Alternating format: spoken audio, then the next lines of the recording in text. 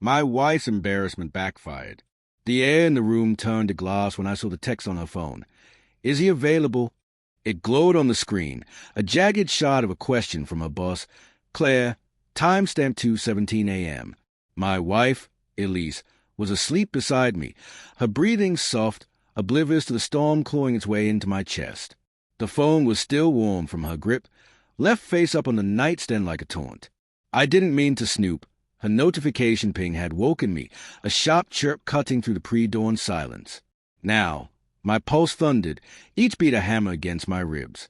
Why would Claire, her poised, impeccably professional boss, ask that? About me?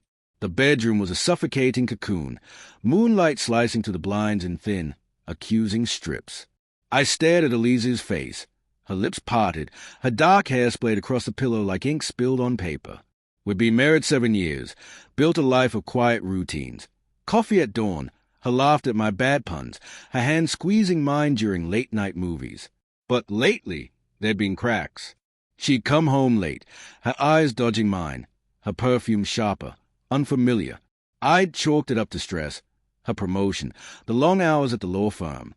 Now, that text burned behind my eyes, a flare of doubt I couldn't extinguish. I didn't wake her. Instead, I slipped out of bed, the hardwood cold against my bare feet, and padded to the kitchen. The clock on the microwave blinked 3:04 a.m., its green glow mocking my sleeplessness. I replayed the last few months, Elise's sudden need for space, her phone always angled away, her laughter at work dinners that didn't include me. Claire had been there, always, her sharp suits, her commanding voice, her gaze lingering too long when she shook my hand. I thought it was admiration, maybe envy of our marriage. Now, my stomach churned. Was Elise embarrassed by me? Or worse, was she offering me up? By morning, Elise was her usual self, humming as she brewed coffee, her silk robe brushing her thighs. "You're quiet," she said, tilting her head, her green eyes searching mine. I wanted to scream, to shake her and demand answers, but the words stuck like gravel in my throat. "Just tired," I mumbled, my voice a stranger's.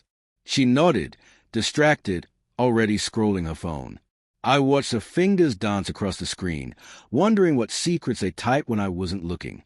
At her office holiday party that evening, the tension coiled tighter.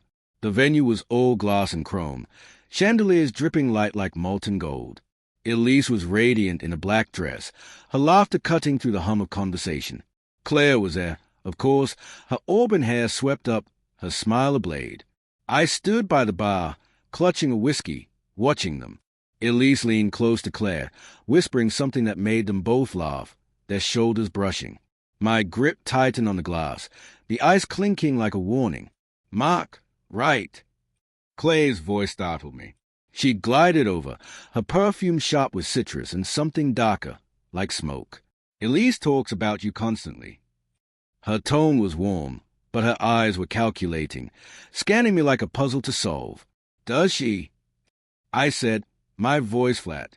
I wanted to ask about the text, to crack her composure, but Elise appeared, her hand sliding onto my arm. "Having fun?" she asked, her smile too bright, her fingers trembling against my sleeve.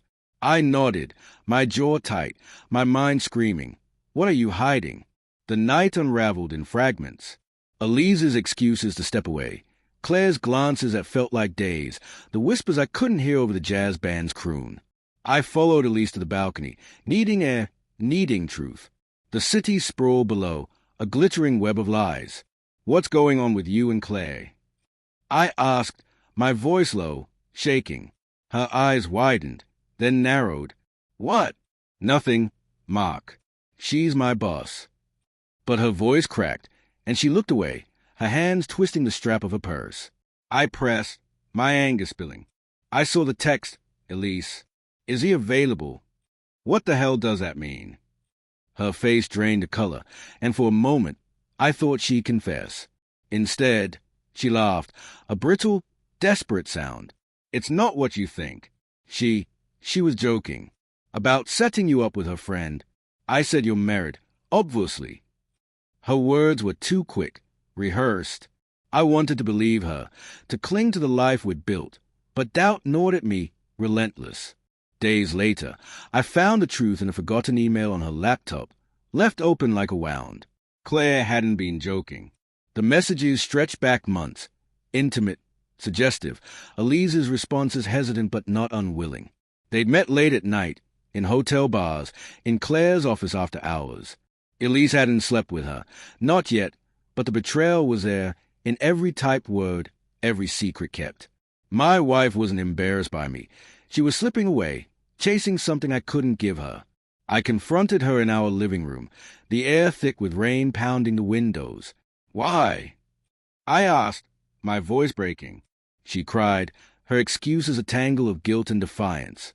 "I love you," she said, "but Claire, she sees me." I walked out, the door slamming behind me, her sobs echoing in my ears. The twist wasn't her betrayal. It was mine. I'd known, deep down, for months, and said nothing, hoping love would be enough. It wasn't.